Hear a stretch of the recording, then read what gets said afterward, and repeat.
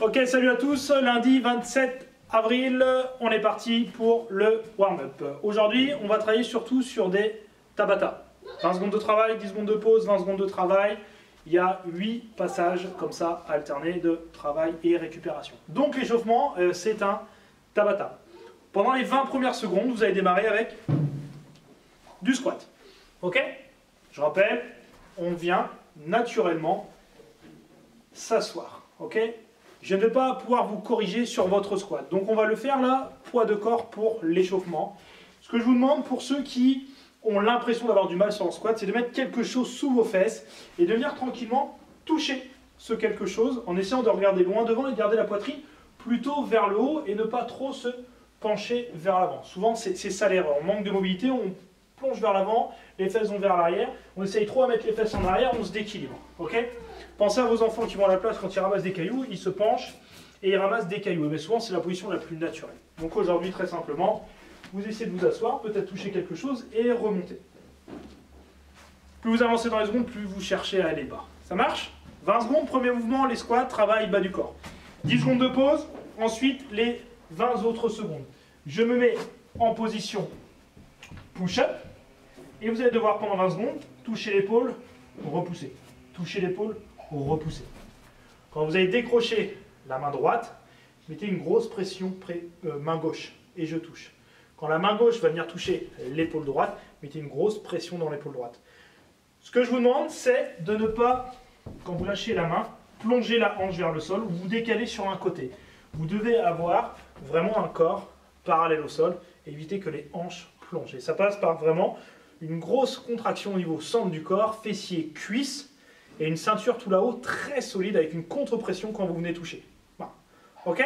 Je rappelle, 20 secondes de travail, squat, 10 secondes de pause, 20 secondes, je touche, je me remets debout pendant les 10 secondes de pause et je refais ça jusqu'à 8 rounds. Vous prenez la musique sur Tabata Song, motivez-vous, le casque dans les oreilles, c'est parti. C'est votre warm-up pour le 27 avril, let's go!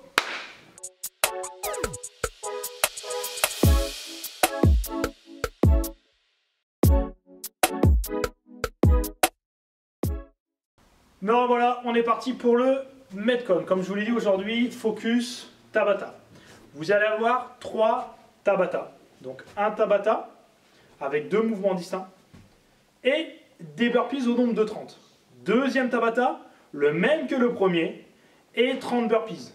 Un autre Tabata, le même que le 1 et le 2 et on finit par 30 burpees. Sur le Tabata, vous allez avoir 2 mouvements. Squat clean et push-up. Push-up, je vous rappelle, main au sol, genou au sol pour ceux qui manqueraient un peu de force sur le haut du corps ou qui auraient une position qui se détériore avec la fatigue, on n'hésite pas. Même quelqu'un qui est très fort sur les push-ups, à un moment, il ne faut pas hésiter à mettre les genoux pour conserver la qualité. Je vous demande une chose, si vous mettez les genoux, ne les mettez pas comme ceci directement sous vos hanches à la verticale. Sinon, le mouvement va être pas forcément le bon, ok? Souvent les coudes vont rentrer comme ça et le ressenti musculaire ne sera pas le bon. Je vous demande de mettre les genoux derrière les hanches. Et on essaye de descendre la poitrine entre les mains, frôler le sol ou complètement toucher le sol et repousser.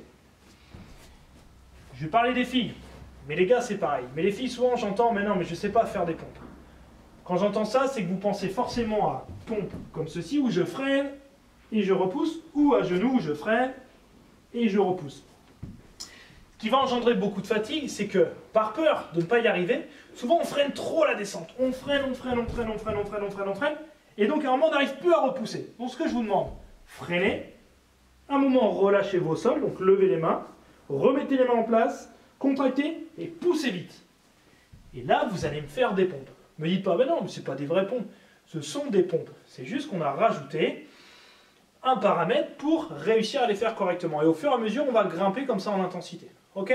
Donc 20 secondes de pompe, main un petit peu plus large, légèrement que les épaules, un corps bien gainé, les coudes sont légèrement resserrés vers le corps et je repousse. On évite d'avoir les mains trop larges et les coudes vers les extérieurs. Donc de face, regardez mes coudes, ils ne sont pas ouverts vers l'extérieur, mais plutôt fixes vers l'intérieur et je descends. Je rase le sol et je remonte. Piquez pas trop la tête du nez, sinon votre tête va être plus basse que la poitrine, votre amplitude va être réduite. Premier mouvement, les pompes. Deuxième mouvement, c'est ce qu'on appelle un squat clean.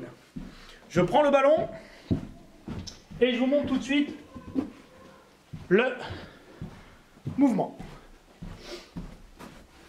Si je prends un ballon, vous pouvez prendre un sac, un ballon, une bouteille, quelque chose avec du poids. Si vous avez un haltère, un kettlebell ou une barre. Le ballon est au sol. Je viens le chercher. Je viens tirer mes coudes vers le haut par une extension hyper explosive des hanches. Et je passe sous le ballon pour récupérer la charge en squat.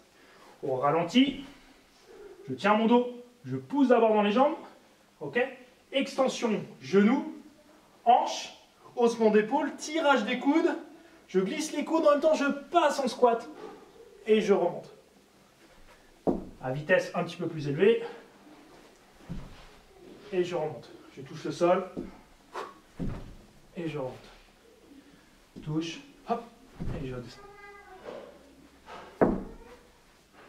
Essayez de me faire ça. C'est un mouvement assez technique, avec de la force, de la vitesse.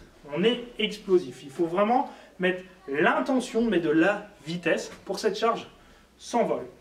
Pour ceux qui ne connaissent pas le mouvement, vous prenez une charge légère, même si ça manque de technique, vous allez petit à petit apprendre le mouvement sans que ce soit dangereux pour vous. Un ballon, c'est quand même super bien.